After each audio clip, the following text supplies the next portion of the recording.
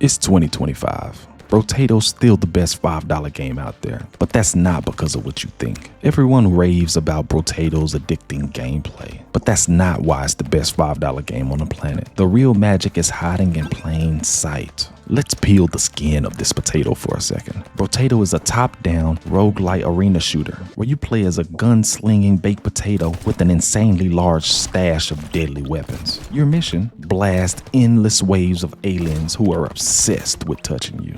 That sounds ridiculous, right? Well, that's because it is. But here's the thing, you get so much value for your money, especially in the age of the tariff. For real, it's cheaper than a cup of coffee at Starbucks, a value meal at McDonald's, or even the subscription that comes with reinstalling World of Warcraft for the 45th time. I've logged more hours in this game than I'm willing to admit. It starts with just one more run. Then 12 more runs later, and it's 4 a.m. and you have to wake up for work in a couple hours. What's wild is that despite selling over 1 million copies, Brotato still flies under the radar. It's got that cult classic energy, like Napoleon Dynamite, but with more explosions and fewer awkward uncles. So who cooked up this crispy gem? The game dropped in 2023, fresh out of the fryer, courtesy of a French developer named Thomas, better known as Blobfish. Yeah, naming your studio after nature's saddest looking sea creature, that's pretty crazy. At the time, indie games were exploding. Survivor likes were the current trend at the time.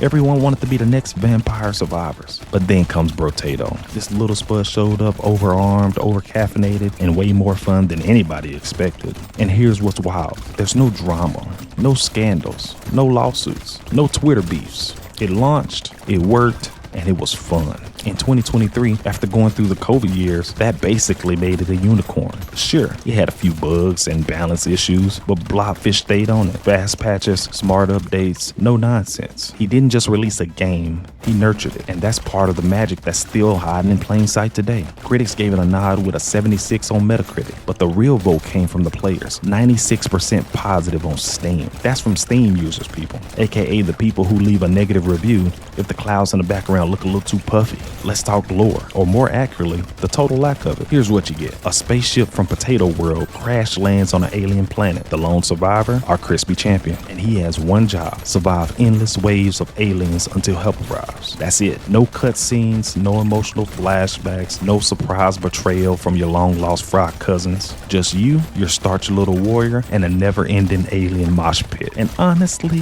that's the genius. It knows exactly what it is. It doesn't waste time pretending to be some deep, lore-rich epic. It's lean, it's mean, it's hyper-focused on delivering pure, mashed-up chaos. But don't confuse simple with shallow. You've got dozens of playable potatoes, each with their own stats and playstyles. Want to be a melee berserker? Oh bruh, that's easy. Prefer to spray bullets like russet potato? Go nuts. Each character feels like a new build, a different flavor in a sack of killer potatoes. And the level of replayability is one of the biggest reasons this $5 game is still dominating in 2025. Alright, let's get into the meat and potatoes. Or in this case, just the potatoes. Brotato is a roguelike, a top-down arena shooter, and the goal is to survive 20 waves to win the run, or just keep going till the chaos consumes you. Each run is short, it's sharp, like a potato chip with extra seasoning, and then just enough spice to keep your eyebrows raised. You control this little spud, you dodge enemy swarms, and your weapon auto-fires. There's no aiming, there's no reloading, no downtime, just non-stop movement,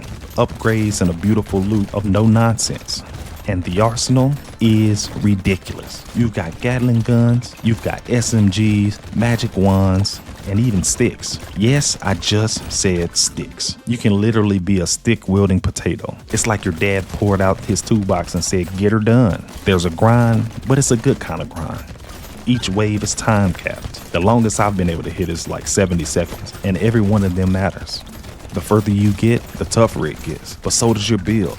And that's where the addiction creeps in. There's just something magical about watching a potato with 12 different weapons absolutely obliterate a horde of aliens. Like when I mow my lawn on a Saturday afternoon in this Texas heat. And that loot, that sweet upgrade loot, that's part of why this $5 gem still goes harder than a lot of games 10 times the price. The art style is pure pixel art potato goodness with a side of sour cream. It's simple, it's clean, it's totally charming. You can always tell what's happening on the screen. Even when things get a little chaotic, the cartoonish design makes the game feel approachable, even when you're being swarmed by funky aliens. The visuals aren't AAA, but that's the point. It leans into that retro indie look, and it kind of works well for what it really is. To put it plainly, it's like the visual equivalent of a nap after Thanksgiving dinner. As for the sound, it's very much appropriate for the game.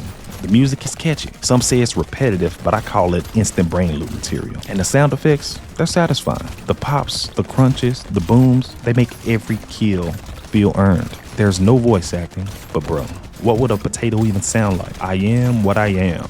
Let's mash these fools. So did Brotato change the world? No, not really, but it definitely made a mark. It's fast-paced, pick up and play style inspired tons of imitators. It helped define a bit-sized roguelike genre. Quick games that are easy to start and hard to master, and they're crazy addictive. There's a super active community online. Reddit's Brotato is filled with fans, and they're in there trading tips, trading memes about build tips. There's some DLC that's come out called Abyssal Terrors. I haven't got to play that yet, so don't be afraid to check that out. I'm gonna give it a go in a little bit. And compared to its competitors, it's got something most others don't. It's got humor, it's got style, it's got a lot of personality. I mean, where else can you play as a potato wielding 6 sticks while smacking aliens upside the head? What I love the most is that it's just easy.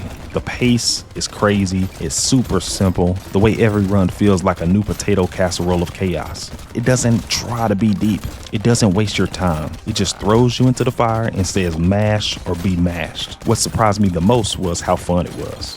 Like really, really, really fun. I didn't expect much from a $5 game, but somehow I got a full-blown addiction. This game is my new comfort spud. Would I recommend it? Absolutely. If you're into roguelites, you'll love it. If you've never played one, this is the perfect time to try it. And if you're just broke and bored, well, it's only $5. That's less than a baked potato at some restaurants. If I was to rate this game, I would give it an easy 9 out of 10 Brotatoes. The only reason it's not a 10 is because it made me question why I ever paid $60 for anything else. Brotato proves that fun doesn't need a ridiculous budget. It doesn't need 50 hours of narrative. It doesn't need hyper-realistic graphics. Sometimes all you need is a potato with a gun. So let me ask you this. If you had just $5 to spend on one game, what would you buy? Drop your answers down in the comments. And if you enjoyed this deep-fried video essay, then mash that subscribe button for more videos like this. Now, if you excuse me, I have some aliens to bake. Seriously though, has anyone checked if potatoes are the apex species? I'm asking for a friend of a friend.